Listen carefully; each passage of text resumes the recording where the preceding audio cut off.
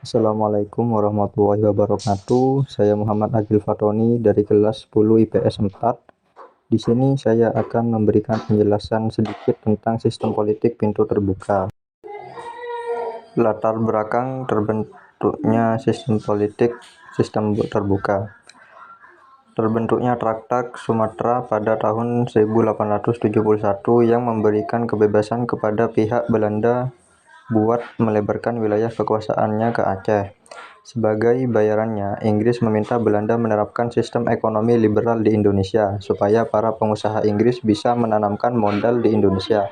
Sedangkan penerapan politik pintu terbuka merupakan membuka Jawa buat perusahaan swasta. Jadi, keamanan dan kebebasan para pengusaha terjamin. Pemerintah kolonial cuma memberikan kebebasan para pengusaha buat menyewa tanah, tapi tidak buat membelinya. Tujuannya supaya tanah penduduk tidak jatuh ke tangan orang asing. Tanah sewaan itu dimaksudkan supaya produksi tanaman bisa diekspor ke Eropa. Landasan sistem politik pintu terbuka. Politik pintu terbuka 1870 sampai 1942. Yang pertama, Undang-Undang Pemerintahan di Hindia. Yang kedua, Undang-Undang Penghapusan Perbudakan. Yang ketiga, Undang-Undang Perbendaharaan Hindia Belanda. Yang keempat, Undang-Undang Agraria. Yang kelima, Undang-Undang Gula. Yang keenam, Pinale Santie, tetapi undang-undang ini dicabut pada tahun 1879. Dampak sistem politik pintu terbuka bagi Indonesia.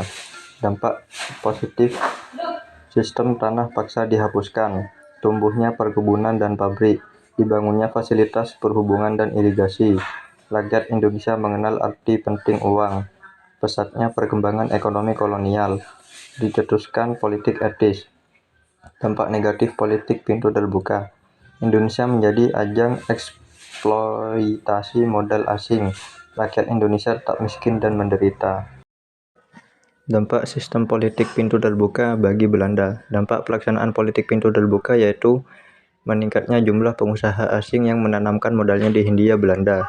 Banyak munculnya perkebunan swasta asing di Hindia Belanda. Berkembangnya kegiatan pertambangan di Sumatera, Jawa, Kalimantan, dan Pulau Bangka.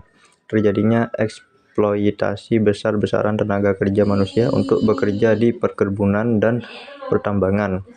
Penjualan tanah lungguh oleh para pejabat kerajaan di Pulau Jawa yang tanah produktinya semakin menipis.